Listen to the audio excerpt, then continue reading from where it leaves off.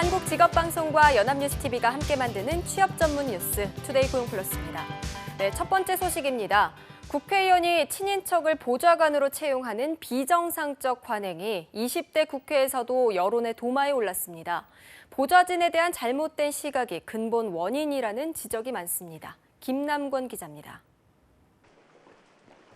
더불어민주당 서영교 의원은 지난 19대 국회에서 자신의 딸을 5개월간 유급 인턴으로 채용한 사실이 드러나 여론의 문매를 맞고 있습니다. 법사위원회에서 사퇴했고 김종인 대표 지시로 당무 감사를 받고 있습니다. 사실 국회의원의 친인척 채용은 비일비재한 일입니다. 18대 국회에서 민주당 소속이던 홍재영 국회 부의장이 처남을 비서실장으로 채용했던 사실이 드러나 비난을 샀고 19대 국회에선 새누리당 문대성 전 의원이 매형을 5급 비서관으로 채용해 논란이 일었으며 같은 당 박윤옥 전 의원은 실제 등록된 보좌관 대신 아들이 보좌관 역할을 해 물의를 빚었습니다. 더불어민주당 백군기 전 의원도 아들을 보좌진으로 채용했습니다. 이를 두고 회계나 비밀 유지 등에서 친인척이 남보다 믿을 수 있다는 생각이 작용했기 때문이란 지적이 많습니다. 이곳저곳 돈 쓸 데가 많은 의원 개인의 재정 형편도 한몫한다는 분석. 불법 정치자금 관행이 사실상 사라지다 보니 친인척을 채용해 이들로부터 보수 일부를 돌려받는 식으로 정치활동 비용을 충당하는 겁니다. 이유가 뭐건 적지 않은 보수와 권한을 가진 보좌진 자리를 자신의 친인척으로 채우는 건 금수저 특혜라는 비판이 제기됩니다. 이 때문에 미국처럼 제도적으로 친인척의 보좌관 채용을 막아야 한다는 목소리가 크지만 국회의원들이 이 문제를 애써 외면하는 게 문제. 2004년부터 여야 의원들에 의해 친인척 의원 보좌진 금지 법안들이 수차례 발의됐지만 결국 본회의 문턱을 넘지 못하고 번번이 폐기됐습니다. 20대엔 더민주 백혜련 의원이 친인척 채용 시 국회 공고 등에 게재하도록 수위를 낮춘 법안을 발의했지만 국회의원들이 이 정도라도 실천에 옮길지는 미지수입니다. 연합뉴스TV 김남권입니다. 미국에서는 주지사의 부인이 남편의 박봉을 이유로 식당 종업원으로 취업해 화제입니다. 폴 르페이지 메인주 주지사의 부인인 앤 프레이지 여사는 지난 23일부터 해산물 레스토랑에서 일을 시작했습니다. 앤 여사는 현지 언론과의 인터뷰에서 돈 때문에 시작했지만 꼭 해보고 싶은 일이었다면서 팁을 모아 SUV 차량을 사고 싶다고 밝혔습니다. 미국 연방에서 각 주를 이끄는 주지사의 평균 연봉은 약 13만 달러, 우리 돈 1억 5천만 원 정도며 메인주는 주지사 중 가장 적은 7만 달러, 약 8천만 원의 연봉을 지급합니다. 퇴근 후 업무 카톡 금지법, 영화관 과다 광고 금지법, 이런 법 들어보셨습니까? 20대 국회에서 발의된 법안들인데요. 우리 생활과 밀접한 문제라서 관심도 많지만 실현 가능성을 고려하지 않은 포퓰리즘이라는 비판도 나옵니다. 김남권 기자입니다. 더불어민주당 신경민 의원이 발의한 근로기준법 개정안은 일명 퇴근 후 업무 카톡 금지법.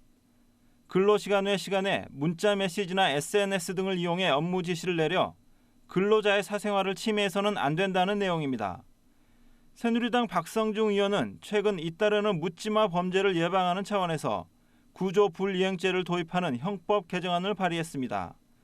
위험에 처한 사람을 도와주지 않으면 처벌하는 선한 사마리아인법이 일부 국가에서 시행 중인 만큼 이를 도입해야 한다는 주장입니다. 국민의당 주승용 의원은 영화관들이 영화 시작 시각을 넘겨 광고를 틀지 못하도록 하는 내용의 법안을 제출했습니다. 영화 상영 시작 시간 이후 광고나 영화 예고편을 틀면 1천만 원 이하의 과태료를 부과하도록 한 겁니다. 법안들이 사회적 이슈를 다뤘다는 점에서 관심을 끈 것도 사실. 한국노동연구원이 제조업, 서비스업 근로자 2,402명을 설문조사한 결과 스마트 기기 때문에 근로자들은 업무 시간 외에 하루 1.44시간을 더 일하는 걸로 나타났습니다. 그러나 실제 입법으로 이어지기는 어렵다는 지적도 적지 않습니다. 실현 가능성을 고려하지 않은 이른바 포퓰리즘 입법이 아니냐는 겁니다. 퇴근 후 업무 카톡의 경우 SNS의 업무 연관성을 명확히 규정하기가 쉽지 않고 위험에 처한 사람을 구하는 건 도덕적 의무지 법으로 규정할 일이 아니라는 지적입니다. 연합뉴스TV 김남권입니다. 네, 커피 원료를 값싸게 사와 국내에 파는 카페 사업에 투자하면 고수익을 보장한다는 유혹, 솔깃하신가요? 이처럼 사업 아이템을 퇴직자와 가정주부 등에 제시하며 고수익을 주겠다고 사기를 친 일당이 붙잡혔습니다. 신세롬 기자가 전합니다. 태국에서 커피 원료를 값싸게 수입해 국내에서 판매하는 카페 마렌고 사업. 해외에서 화장품 원료를 수입해 제품을 만들어 홈쇼핑에 납품하는 사업 등 수십 개의 사업에 투자하면 원금을 보장하고 고액의 수익금을 주겠다고 속인 업체 대표 48살 이모 씨 등 일당 12명이 적발됐습니다. 주로 급전이 필요하거나 무직인 가정주부, 노인 등을 대상으로 영업을 했습니다.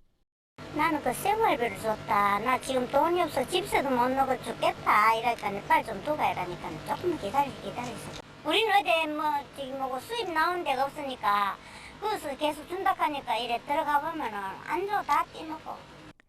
이들은 투자금 명목으로 현금을 납입받은 뒤 후순위 투자자의 자금으로 선순위 사업자의 수당을 지급하는 전형적인 돌려막기식 영업을 했습니다. 피의자들은 금융 피라미드 다단계 방식 영업을 통해 유사수신업을 하여 신규 투자자가 없을 시 부도 상태에 이르는 일명 가마나가기식 돌려막기로 영업을 하였습니다. 사기 피해자는 약 2,000명, 3,700회에 거쳐 131억 원을 끌어모았고 이 중 44억 원을 편취한 것으로 드러났습니다. 지난해 8월부터 6개월간 세운 법인만 3곳, 전국 지사는 40개에 이릅니다. 일당은 투자자를 현혹하기 위해 해외 허위 사업장을 보여주었고 매일 세미나를 열었습니다. 연합뉴스TV 신세롬입니다. 대우조선해양이 다음 달부터 조선업 구조조정 자구 계획이 담긴 임금 반납 절차에 들어갑니다. 업계에 따르면 대우조선은 임원과 사무직의 임금을 직급별로 최대 30% 감축하기 위해 대상 임직원들로부터 임금 반납 동의서를 받을 예정입니다. 삼성중공업도 다음 달 임원과 부장, 8월부터는 차장과 과장들의 임금 일부를 2018년까지 반납하도록 했습니다. 한편 현대중공업은 평일 고정 연장 근무 1시간을 없애 한 달 평균 30에서 50만 원의 임금을 줄입니다. 지난 20년 동안 지방자치단체 공무원의 평균 연령이 4.8세에 높아진 것으로 나타났습니다. 대학교 이상 졸업자와 여성 비율은 각각 2배 수준으로 늘었습니다. 행정자치부에 따르면 지난해 지방공무원의 평균 연령은 43.4세로 20년 전인 1995년보다 4.8세 높아졌습니다.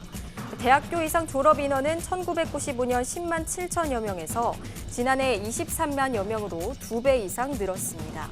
여성 공무원은 같은 기간에 5만 4천여 명에서 9만 9천여 명으로 80% 넘게 증가해 이제 전체 공무원의 33.7%를 차지했습니다. 최근 국내에서 미국 달러에 대한 투자가 가파르게 증가한 것으로 나타났습니다. 은행권에 따르면 KB국민, 신한, 우리, KB하나, 농협은행 등 5대 대형은행의 달러 예금 잔액은 지난 22일 기준 331억 9,500만 달러로 22일 만에 20억 400만 달러, 원화로 2조 3,507억 원 증가했습니다. 월별 증가액으로는 미 금리 인상이 예견됐던 지난 3월에 이어 올해 2번째로 큰 규모입니다.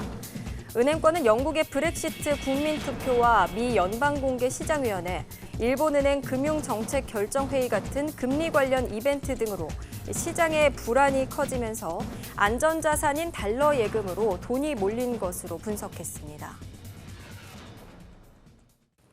네, 요즘 누리 예산으로 한참 시끄럽더니 이번엔 정부가 다음 달 시행하는 맞춤형 보육을 두고 논란이 뜨겁습니다. 전업주부의 경우 아이를 어린이집에 7시간만 맡길 수 있도록 하는 건데 여기저기서 불만이 터져나오고 있습니다. 정부와 어린이집 운영자들의 힘겨루기에 결국 우리 아이들에게 그 피해가 돌아가지는 않을까 걱정입니다. 박상률 기자가 현장의 목소리를 들어봤습니다.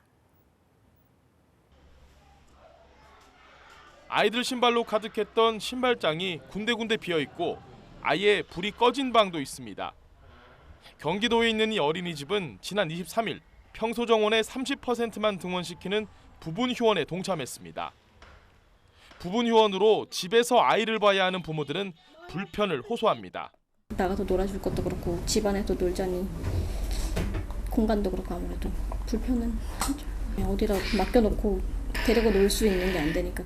일부 어린이집이 부분 휴원을 벌인 것은 다음 달 시행을 앞둔 보건복지부의 맞춤형 복지 정책에 반발하기 때문. 맞벌이 가정은 지금처럼 어린이집에 아이를 하루 종일 맡길 수 있지만 전업주부의 경우 최대 7시간만 아이를 맡길 수 있도록 한다는 게 정부가 마련한 방안입니다. 정부는 보육시설이 꼭 필요하지 않은 엄마들까지도 지나치게 이용한다고 판단, 이 같은 정책을 시행한다고 밝혔습니다. 그러나 전업맘들은 워킹맘들과 차별을 두는 이런 정책을 이해하기 어렵다는 반응입니다. 일하는 엄마들만 편히 봐주고 집에서 먹고 노는 엄마들은 집에 있으니까 얘만 보라는 거 아닌가 싶거든요, 저는. 그래서 조금 기분이 나쁘긴 하죠, 솔직히 전업주부로서, 엄마로서는. 불편한 엄마도 불만인 엄마도 늘고 있는 상황. 어린이집 선생님들도 답답하기는 마찬가지입니다. 10년째 어린이집에서 아이들을 돌보고 있는 윤모 씨. 맞춤형 보육 시행이 코앞으로 다가오면서 마음이 무겁습니다. 그래서 임금을 깎일 수도 있는 거고, 사랑과 희생을 하긴 하지만 많이 힘든 부분들을 그만큼 보상받지 못하는 거에 대해서는 정말 억울하고 속상할 것 같고요. 어린이집 교사들이 맞춤형 보육을 우려하는 이유 중 하나는 보육료 차등 지급 때문입니다. 정부는 종일반 아이들의 보육료를 3% 올리는 대신 전업주부의 아이를 대상으로 한 맞춤반 아이들의 보육료는 20% 삭감하기로 했습니다. 맞춤반 아이들이 많은 민간 어린이집 입장에선 정부가 주는 보육료가 크게 감소될 게 뻔한 상황. 운영비의 60%에서 70%를 차지하는 보육교사 인건비부터 줄어들 가능성이 큽니다. 저희가 지금 최저임금을 받고 있는 상황이거든요. 그냥 그래도 아이가 좋으니까, 아이가 예쁘니까 뭐 힘들어도 참고 그러는데 더 힘들어지면 저희도 더 힘들겠죠. 저희도 사람인데. 지금 이곳에 계신 분들은 우리 아이들의 보육을 책임지고 있는 어린이집 선생님들 그리고 원장들입니다. 이분들은 이렇게 거리로 나올 수밖에 없었던 이유에 대해서 결국은 우리 아이들 때문이라고 설명했습니다. 어린이집을 운영하는 원장들은 보육료 감소가 보육의 질을 낮추는 직접적인 원인이라고 주장합니다. 어린이집 입장에서는 운영비에서 절감할 수 있는 부분이 하나도 없어요. 그렇다 보면은 이 보육의 질을 향상한다는 거는 엄두가 안 나는 그런 부분이잖아요. 교육적인 측면에서도 맞춤형 보육은 아이들에게 좋지 않다고 말합니다. 함께 놀고 함께 밥 먹고 함께 이야기 듣고 함께 잠자고 그리고 함께 귀가하고 이러는 것들이 아이들한테는 불안증이 좀 덜 하거든요. 근데 친구들은 가고 나만 남아있다 이렇게 되는 것은 이제 아이들한테 불안감을 더. 정부는 일선에서의 반발을 불법 행위로 규정하고 맞춤형 보육을 강행하겠다는 뜻을 거듭 강조했습니다. 정부는 부모님과 영유아 보육을 외면한 어린이집의 불법적인 행위에 대해서는 법과 원칙에 따라 엄정하게 대처해 나갈 것입니다. 지금까지 모든 부모에게 종일반 보육료를 주다 보니 정작 일하는 엄마들이 아이를 맡기지 못하는 일이 생겼고 이를 방지하기 위해 맞춤형 복지를 도입하려는 것. 충분히 일리가 있긴 하지만 정부는 일단 밀어붙이려고만 하고 어린이집은 이에 반발해 문을 닫겠다고 엄포를 놓으면서 보육대란이 우려되는 상황까지 온 겁니다. 최근 보육대란이라는 말이 당연한 듯 쓰이고 있지만 보육과 대란이라는 단어는 결코 서로 어울리는 말이 아닙니다. 정부와 어린이집 그리고 엄마들까지 모두가 우왕좌왕하는 사이에 그 피해는 고스란히 우리 아이들에게 돌아갈지도 모릅니다. 지금까지 현장인이었습니다.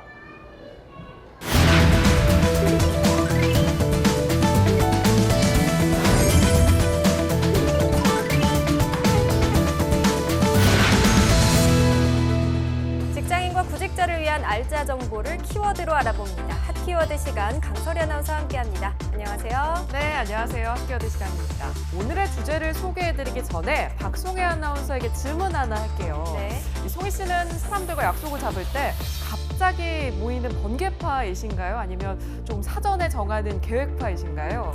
저는 번개파 쪽인 것 같은데요. 그때그때 즉흥적으로 하고 싶은 걸 하고 또 먹고 싶은 걸 먹는 게 좋기 때문에 그냥 바로 연락해서 만나는 것 같습니다. 네, 그렇군요. 앞으로 박송희 아나운서 약속 잡을 때는 갑자기 연락해야겠습니다. 네. 제가 이런 질문 드린 이유는요. 요즘 기업들의 채용 트렌드를 설명해 드리기 위해서입니다. 요즘 기업에서는 필요한 만큼의 인력을 그때그때 수시로 뽑는 채용 방식이 대세라고 하는데요. 그래서 오늘의 핫키워드는 여기서 번쩍 저기서 번쩍 언제 어디서 채용 공고가 뜰지 모르는 번개 채용에 대해서 알아보겠습니다.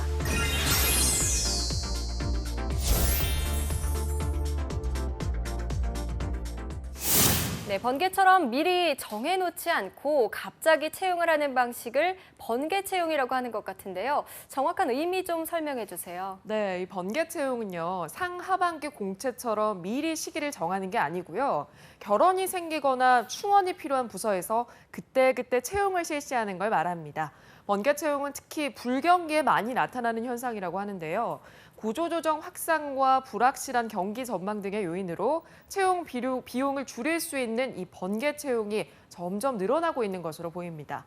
실제로 기업 10곳 중 8곳이 저성장과 불황으로 긴축 경영을 펼치게 되면서 신규 채용에 부담을 느끼고 있다고 밝혔습니다. 때문에 필요한 만큼의 인력을 수시로 뽑는 이 번개 채용이 당분간 지속적으로 증가할 것이라는 게 기업 인사 담당자들의 공통된 의견입니다. 네, 장기화된 경기 침체 때문에 이 채용 시장의 트렌드도 바뀐 거라고 볼 수 있을 것 같은데요. 그럼 실제로 번개 채용이 차지하는 비중은 얼마나 늘었나요? 네, 지금 현재 많은 기업에서 번개 채용이 점점 증가하는 게 사실입니다. 자플래닛이 2014년 4월부터 1년 동안 기업 간의 면접 리뷰 10만 건을 추출해서 분석했는데요. 공채 방식으로 지원한 비율이 2014년 18.1%에서 2015년에는 13.0%로 5.1% 낮아진 것으로 밝혀졌습니다. 반면에 번개 채용은 2014년 33.2%에서 39.7%로 6% 넘게 증가한 것으로 집계가 됐는데요. 최근 장기 불황으로 채용 투자가 위축되는 가운데 이 수시 채용을 통해 필요한 인재를 채용하는 추세는 올해 더욱 심화할 것으로 예상됩니다. 네, 전체적으로 번개 채용이 좀 늘어났다라는 거 알 수 있는데요. 기업별로는 어떻습니까? 기업의 형태에 따라서도 좀 차이가 있을까요? 네, 있습니다. 이 번개 채용이 늘어나고 있지만 아직 대기업과 공기업은 정기 채용의 비중이 좀 더 높게 나타났는데요. 중견기업, 대기업, 공기업 공채 전형 비중은 전체의 50.9%로 절반가량이었고요. 이에 비해서 번개 채용은 약 37.7%를 차지하는 것으로 나타났습니다. 하지만 중소기업의 경우는 이와 반대의 경향을 보였는데요. 중소기업은 번개 채용으로 57.6%의 직원을 채용하고요. 공채로는 36.4%만 채용하는 것으로 조사됐습니다. 네, 아직은 중소기업의 번개 채용 비중이 더 큰 것 같은데요. 그래도 대기업 중에서도 이 번개 채용을 선호하는 기업이 있을 것 같은데 어떤 기업이 있나요? 네, 번개 채용을 선호하는 기업 첫 번째는요. 구직자라면 누구나 탐내는 기업이죠. 현대자동차 그룹입니다. 현대차는 지난 2년간 공채는 오로지 이공계 출신으로만 뽑고요. 번개 수시 채용을 통해서 인문계 출신자를 뽑는 제도를 운영했는데요. 올해부터는 이공계생에게도 상시 면담 제도를 통해서 이 번개 채용의 기회를 확대하기로 했습니다.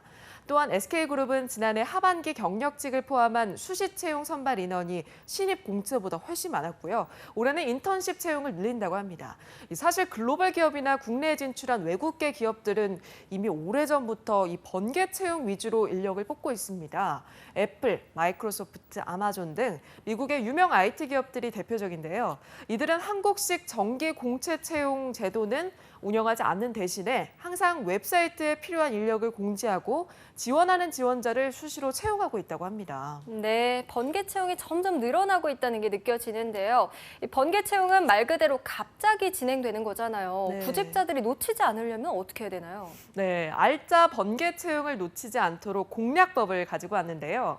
첫 번째 공략법은 번개 채용은 공채보다 입사 원서 접수 기간이 짧고요. 자사 홈페이지에 채용 게시판에 공고를 올려서 관심 있는 지원자만 받는 경우가 대부분이기 때문에 입사 희망 기업의 홈페이지는 매일 꼼꼼히 살펴야 합니다. 실제로 기업의 자사 홈페이지를 통해 올라오는 번개 채용 공고가 무려 70에서 90%라고 합니다. 그러므로 주위에서 살피지 않으면 이 채용 정보를 놓치기 쉽기 때문에요. 마우스품을 얼마나 파느냐가 기회의 폭을 결정한다고 해도 과언이 아니라고 할 수 있겠죠. 네, 남들보다 조금 더 부지런하게 홈페이지에 들락날락해야 기회를 잡을 수 있을 것 같습니다. 자, 그렇다면 다음 공략법 어떤 건가요? 네, 번개 채용 다음 공략법은요. 입사 지원서 미리 쓰기입니다. 번개 채용은 채용 공고가 뜨고 나서 입사 지원서를 준비해야겠다고 생각하면 그땐 이미 늦은 거라고 볼 수가 있습니다. 채용 기간이 짧고 인원이 적은 번개 채용의 특성상 입사 지원서는 마감일에 맞춰서 제출하는 것보다 되도록 빨리 제출하는 게 유리하다고 합니다. 목표 기업의 입사 지원서 양식을 찾아서 미리 작성해보고 필수로 들어갈 만한 스토리라인을 정리해두면 갑자기 공고가 올라왔을 때 놓치지 않고 지원할 수가 있겠죠. 게다가 공채의 경우는 보통 1차적으로 시스템을 통해서 서류 전형 합격자를 분류하지만 이 번개 채용은 인사 담당자가 직접 입사 지원서를 검토하는 경우가 많은 만큼 미리 작성해서 차별화된 입사 지원서가 합격의 발판이 될 수가 있겠습니다. 네, 조금만 신경 쓰면 합격에 가까워질 수 있는 꿀팁들인 것 같습니다. 자, 번개 채용 확률을 높일 수 있는 또 다른 공략법도 있다고요? 네, 있습니다. 바로 자신이 원하는 회사에 대해서 적극적으로 관심을 표현하는 방법인데요. 이 회사에서 얼마나 일하고 싶은지를 전화나 메일을 통해서 인사 담당자에게 적극적으로 문의하는 겁니다. 지난해 취업 포털 인크루트가 인사 담당자 회원 174명을 대상으로 설문조사를 했는데요. 회사나 직무에 대해서 자세하게 문의하는 구직자에게 호감이 생긴다고 답했다고 합니다. 또 10명 중 7명 이상은 결혼 발생 시 번개 채용에 대해 문의한 구직자에게 연락하겠다고 답변했다고 합니다. 또 번개 수시 채용이 보편화되면서 별도의 채용 공고를 내지 않고 사내에서 추천을 받아서 채용을 진행하는 사내 추천 제도도 확산되고 있기 때문에요. 인맥도 무시할 수 없는 취업 루트가 됐습니다. 네, 교수나 학교 선배 혹은 아는 사람의 추천을 통해서 취업에 성공하는 예도 상당히 많다고 합니다. 네, 지금 이 순간에도 이 많은 경쟁자들이 내가 다니고 싶은 회사에 적극적으로 관심을 표하고 있을지도 모릅니다. 여러분도 부끄러워하지 마시고요. 당장 원하는 회사가 있다면 관심을 표현해보는 건 어떨까요? 채용문이 좁아졌다고 무작정 좌절하기보다는 남들보다 발빠르고 좀 부지런히 전략을 세워서 빈틈을 공략해보는 것도 좋을 것 같습니다. 오늘도 최선을 다하고 계실 전국의 구직자 여러분 응원하겠습니다. 자, 오늘의 핫키워드 번개 채용에 대해서 알아봤습니다. 강설희 아나운서 고맙습니다. 네, 고맙습니다. 네, 투데이 고용 플러스 오늘 준비한 소식은 여기까지입니다. 오늘 함께해 주신 여러분 고맙습니다.